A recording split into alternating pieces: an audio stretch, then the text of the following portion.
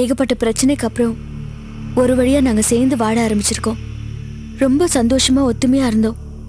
ஆனா இப்போ பழையபடி பிரிஞ்சு வாழ ஆரம்பிச்சிருக்கோம். இதுக்கு காரணம் சொல்லவே எனக்கு அசிங்கமா இருக்கு. நீங்க தான் மாமா. விஜய், என்ன சொல்ற விஜய்? ஆமா மாமா, உங்களால தான் நாங்க இப்ப பிரிஞ்சிருக்கோம். இது சரியாகிறதும் இல்ல நிரந்தரமா நாங்க பிரியறதும் உங்க கையில தான் மாமா இருக்கு.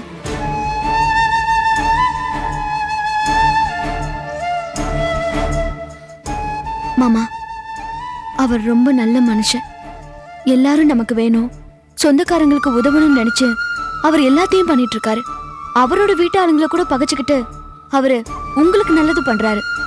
ஆனா அவர் இவ்ளோ பண்ணியும் அவருக்கு கெட்ட பேர் தானே மாமா. எதுக்கு ஒரு மனுஷன் நல்லது பண்ணியும் கெட்ட பேர் வாங்கணும்? அவருக்கு என்ன அவசியம் இருக்கு? தனோக்கா பண்ற கூத்துல அவருக்கு ஏற்படுற சங்கடம் கொஞ்சம் நெஞ்சம் கிடையாது மாமா. ஆனா தனாக்கா கிட்ட எவ்வளவு சொல்லியும் இதெல்லாம் புரிஞ்சுக்கிறதே கிடையாது. உன் புருஷனை விட என் புருஷன் எந்த விதத்துல குறைஞ்சிட்டாருன்னு கேக்குது. அவரை பத்தி தனாக்கா பேசுற பேச்சு என்னால தாங்கிக்கவே முடியல. எல்லாருக்கும் நல்லது நினைச்சு அவர் பண்ற ஒவ்வொரு விஷயத்துக்கும் ஏதாவது ஒரு குத்தங்குறை சொல்லிக்கிட்டே இருக்கு மாமா. எனக்கு இதெல்லாம் ரொம்ப மனவேதனை மாமா. சரி, இப்ப நான் என்ன பண்றது? மாமா, இதெல்லாம் எதுக்கு? தெரிஞ்சு நாம இதெல்லாம் எதுக்கு எடுத்து போட்டு வேதனைப்படணும்? அவங்கவுங்க தனித்தனியா இருந்தா இந்த பிரச்சனையே வராதுல்ல. வேண்டாம் மாமா, நீங்க அவர் கூட சேர்ந்து இருந்தது போதும். இனிமே அது வேண்டாம்.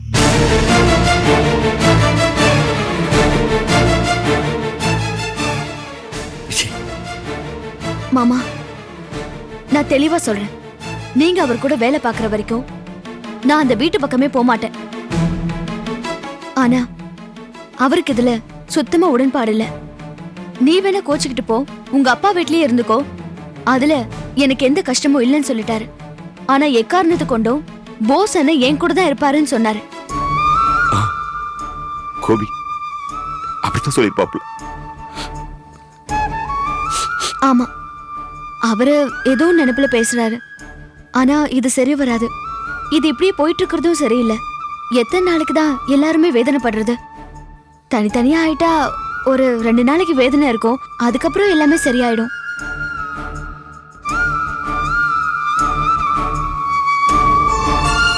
மாமா, நாங்க 2 பேரும் பிரிஞ்சு இருந்தப்ப நாங்க ஒண்ணு சேரணும்னு பாடுபட்டவர் நீங்க. இப்ப நாங்க உங்களால பிரிஞ்சிருக்கோம். அத முதல்ல புரிஞ்சுக்கோங்க. நாங்க மறுபடியும் ஒண்ணு சேரத்துக்கு என்ன செய்யணுமோ அதை செய்யுங்க. நான் அவரோட சந்தோஷமா இருக்கிறதும் இல்ல அழகர் குளத்துல அப்பா வீட்டுல இருக்கிறதும் உங்க கையில தான் மாமா இருக்கு. நீங்க தான் முடிவு பண்ணணும். நல்லா யோசிச்சு அப்புறம் ஒரு முடிவெடுங்க.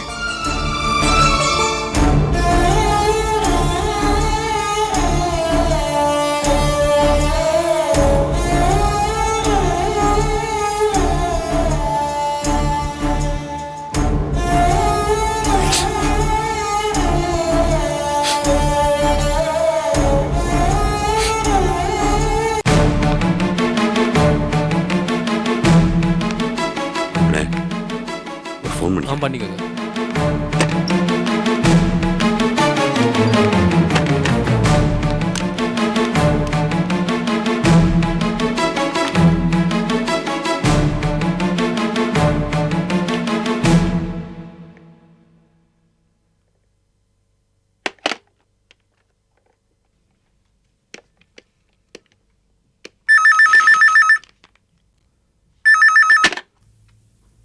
ஹலோ கோபி, பாஸ் பேசுறேன். அண்ணே சொல்லுங்கண்ணே, எப்படிண்ணே இருக்கியா? நல்லா இருக்கீங்களா? நல்லா இருக்கேன். எப்ப கிளம்புறீங்க? இல்ல, அதான் யோசனையில இருக்கேன். என்னென்ன யோசனை? என்ன உடம்பு எதுவும் சரியில்லையா? இல்ல வீட்டுல எதுவும் வேலை இருக்கா? இல்ல, அது வந்து அண்ணே எதுவா இருந்தாலும் நான் பாத்துக்கிறேன். நீங்க நல்லா ரெஸ்ட் எடுத்துட்டு வாங்க. இல்ல, உடம்பெல்லாம் நல்லா தான் இருக்கு. வேற என்ன? என்னண்ணே என்ன தயங்குறீங்க? இல்ல, பணம் எதுவும் வேணுமா? இல்ல, பணம்லாம் இருக்கு. அண்ணே எதுவா இருந்தாலும் தயங்காம என்கிட்ட சொல்லுங்க. தயங்க வேண்டிய விஷயம் தான் கோபி. எதையுமே பட்டுன்னு பேசிடுவேன். ஆனா இத எப்படி ஆரம்பிக்கிறதுனே தெரியல. விஜய் எதுவும் சொன்னுச்சா? விஜய் மட்டும் இல்ல, தனமும் பேசலாம். என்ன பேசுனாங்க? ரெண்டு பேருமே ஒரே மாதிரிதான் பேசினாங்க. என்ன கார்மெண்ட்ஸ்ல இருந்து விளையணும்னு சொன்னாங்க. இங்க ரெண்டு பேருமே வேற வேற மாதிரி யோசிச்சதான் பிரச்சனை. ரெண்டு பேருமே ஒரே விஷயத்தான் சொல்றாங்க. அதான் இப்போ பிரச்சனை வேதனையாகவும் இருக்கு.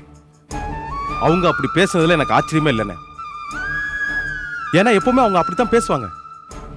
ஆனா இந்த விஷயத்தை நீங்க என்கிட்ட சொல்றதுக்கு இவ்வளவு சங்கடப்பட்டு பேசுறீங்கல்ல, இதுதான் எனக்கு ஆச்சரியமா இருக்கு. இங்க ரெண்டு பேருமே ஒரே விஷயத்தை தான் சொல்றாங்க, கார்மெண்ட்ஸை விட்டு வெளியேறணும்னு. சரின்னு நான் அவங்க சொல்றதுக்கு தலையாடிட்டு போயிட்டா பிரச்சனை இதோட முடிஞ்சு போயிடும். இல்ல கண்டுக்காம கூட விட்டுறலாம். ஆனா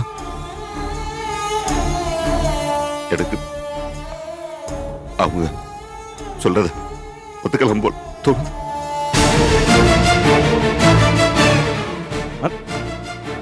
என்னென்ன இந்த அளவுக்கு பைத்தியக்காரத்தனமா பேசுறீங்க? எப்படி உங்க மனசுக்குள்ள இப்படி ஒரு நினைப்பு வரலாம்? முதல்ல இந்த நினைப்பெல்லாம் கலைச்சு தூக்கி எறிஞ்சிட்டு உடனே கிளம்புவாங்க. நீ சொல்ற மாதிரியே தான் எனக்கும் சொல்லணும் போல தோணுது. ஆனா சந்தர்ப்பமும் சூழ்நிலையும் ஒரு முடிவுக்கு கொண்டு வந்துடும் போல இருக்கேன். என்னென்ன பெரிய சந்தர்ப்ப சூழ்நிலை? என்ன இதெல்லாம் புதுசா வந்ததா? நம்ம வீட்டை பத்தி நமக்கு தெரியாது? எப்போ இருக்கிறதானே? அப்பெல்லாம் அதை கண்டுக்கிட்டோமா? அதே மாதிரி இப்பவும் கண்டுக்காம இருங்க. எப்படி கோபி கண்டுக்காம விட்டுற முடியும்? இது சொல்றது யாரு? ஓ சம்சாரமும் ஏ சம்சாரமும் கடைசி காலம் வரைக்கும் அவங்க ரெண்டு பேரும் நம்ம கூட சந்தோஷமா வாழணும். அவங்க சொல்றது எப்படி கண்டுக்காம இருக்க முடியும்? இப்படி எல்லாம் அவங்க உளறதெல்லாம் கேட்டுக்கிட்டு அவங்க பேசுனது தப்பா சரியா யோசிக்கிற காலம் கடந்து போயிருச்சு. ஒரு விரிசல், இடைவெளி கூட பிறந்தவங்க ரெண்டு பேரும் நடுவில் வந்துருச்சு. இந்த சூழ்நிலை நம்ம ரெண்டு பேரும் ஒன்னா தொழில் பண்ணா மேல மேல பிரச்சனை தான் வரும். நம்ம ஒரு விஷயத்தை நேரா பார்த்தா அந்த விஷயத்தை அவங்க கோணலத்தான் பார்ப்பாங்க. இதனால நம்ம ரெண்டு பேருக்கும் நிம்மதி தான் கெடும். அது மட்டும் இல்ல, இன்னைக்கு நடந்துகிட்டு இருக்க பொம்பளைங்க சண்டை ஏதாவது ஒரு சூழ்நிலையில ஆம்பளைக்கு சண்டையா மாறிட்டு நம்ம ரெண்டு பேருக்கும் நிம்மதி தான் கெடும். அது மட்டும் இல்ல, இன்னைக்கு நடந்துகிட்டு இருக்க பொம்பளைங்க சண்டை ஏதாவது ஒரு சூழ்நிலையில ஆம்பளைக்கு சண்டையா மாறிட்டா என்ன நம்மளுக்குள்ள என்னைக்காவது ஒரு நாள் இப்படிலாம் நடக்கும்னு நினைக்கிறீங்களா? இல்ல, நடக்காது. நீயோ நானும் சொல்ல முடியாது. நாகவும் சதயமா இருக்கு 5 அக்கா தங்கச்சிக்கு எதிர தர நிப்பாங்கன்னு 6 மாசத்துக்கு முன்னாடி யாரோ என்கிட்ட சொல்லியிருந்தா போடா லூசு நாளே சொல்லி இருந்திருப்பேன். ஆனா இன்னைக்கு அது நடந்துருச்சு. அது நடந்தப்போ இது நடக்கும். எந்த சூழ்நிலையிலும் உன் முன்னாட்டிய நீயோ என் முன்னாட்டிய நானும் நிச்சயமா விட்டு கொடுக்க முடியாது. அப்படி ஒரு சூழ்நிலை நினைச்சு பார்க்கறதுக்கு எனக்கும் பயமா இருக்கு. அந்த பயத்தோட தான் சொல்றேன். நம்ம விலையிடலாம் கோபி.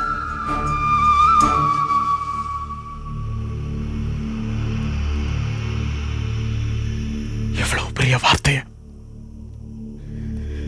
தைரியமா சொல்ற அளவுக்கு வந்துட்டீங்கல்ல. தைரியமா எனக்கா? ஒரு கோலையா மனசெல்லாம் நடுங்கி போய் வேற வழியில இப்படி ஒரு வார்த்தையை சொல்ல வேண்டியதா போச்சு. என்னோட துரதிர்ஷ்டம், என்னோட விதி. நான் மனசை தைரியப்படுத்திக்கிட்டு இந்த விஷயத்தை சொல்றதுக்கு ஒரு காரணம் இருக்கும் கோபி. நாம 2 பேரும் தொழில் அளவுல தனித்தனியா பிரிஞ்சிருந்தாலும் மனசளவுல எப்பவுமே ஒத்துமையா தான் இருக்கணும். ஏதாச்சும் விசேஷத்துல நான் உன்னை பார்க்கும்போது முகத்தை திருப்பிட்டு போற சூழ்நிலை வந்துச்சுதான் என்னால தாய்க்க முடியாது கோபி. என்னால அந்த சூழ்நிலை எந்த காலத்திலயும் வந்துடக்கூடாது. அதெல்லாம் வந்துடும் பயந்துதான் நான் விலையில்லான்னு சொல்றேன்.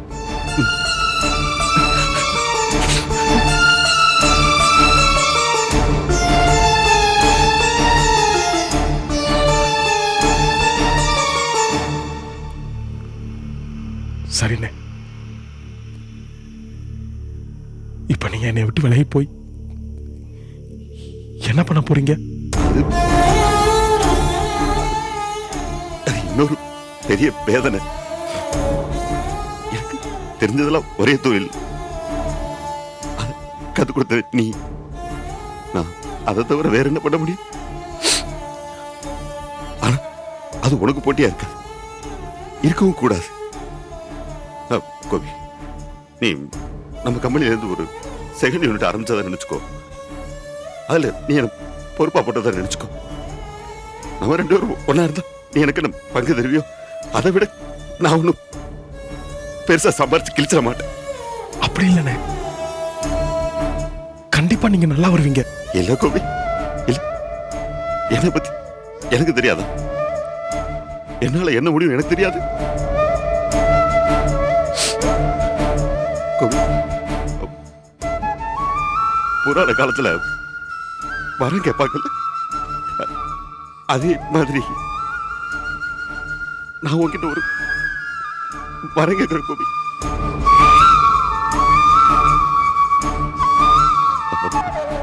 எந்த சூழ்நிலையிலும் எப்பவும் என்ன ஒரு போட்டிக்காரனாவோ இல்ல நான் உனக்கு துரோகம் பண்றதாவோ தப்பி தவறி கூட நீ நினைச்சிடக்கூடாது. அப்படி நீ நினைச்சிட்ட அதுக்கப்புறம் நான் உயிரோடு இருக்கதே அனாவசியம். அதுக்கப்புறம் உயிரோடு இருந்தால் செத்துட்ட மாதிரி தான். என்னண்ணே இப்படிலாம் பேசுறீங்க? அப்படிலாம் எதுவும் நடக்காது. நீங்க நல்லா சம்பாதிப்பீங்க, பெரிய லெவலுக்கு வருவீங்க. நீங்க நல்லா சம்பாரிச்சு என்னை விட பெரிய லெவலுக்கு வந்தாலும் அதை பார்த்து சந்தோஷப்படுற முதல் நான் தானே. நீ நானும் எவ்வளவு வேதனையோட பேசிட்டு இருக்கோன்னு நம்ம 2 பேருக்கு மட்டும்தான் தெரியும். நான் கொஞ்சம் அதிகமா பேசிட்டேன், நீ பேசல. ஆனா என்னோட நீ அதிகமா வேதனைப்பட எனக்கு ரொம்ப நல்லா தெரியும் கோபி. வருத்தம் தானே, அது இல்லாம எப்படி இருக்கும்? சில நேரங்கள்ல சில விஷயங்களை நம்மளால அவாய்ட் பண்ண முடியாது. பேப்பர்ல எல்லாம் பாக்குறோமே, ஒட்டி பிறந்த குழந்தைகளை ஆபரேஷன் மூலமா பிரிச்சு எடுக்கிறாங்கன்னு. நம்ம நிலைமை அப்படித்தானே. சேர்ந்து இருக்கும் போது அவஸ்தையா இருக்குன்னு தெரிஞ்சுன்னா ஆபரேஷன் மூலமா தானே பிரிச்சு எடுக்கணும். வலிக்குத்தானே செய்யும், பொறுத்துக்கணும். சரி கோபி, நீ கிளம்பி அலுவலகத்துக்கு வந்துடு. எனக்கு என்ன கொடுக்கணுமோ அதை கொடுத்துட்டு பிச்சையை கூட்டிட்டு போ. நான் விஜய்கிட்ட பேசுனதுக்கு அப்புறம் தான் இப்படி ஒரு முடிவுக்கே வந்தேன். எந்த ஒரு சூழ்நிலையிலும் அவள் நீ ஒரு நிமிஷம் கூட பிரிஞ்சிருக்கிறது என்னால தாங்கிக்க முடியாது. புரிஞ்சுதா?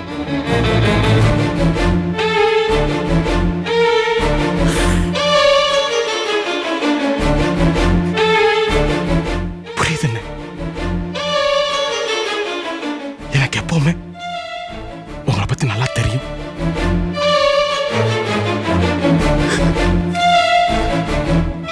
இப்ப நீங்க எடுத்துக்க முடிவு எல்லாமே இதுல கொஞ்சம் கூட உங்களோட சுயநலம் இல்லைங்கிறது எனக்கு நல்லா தெரியும்.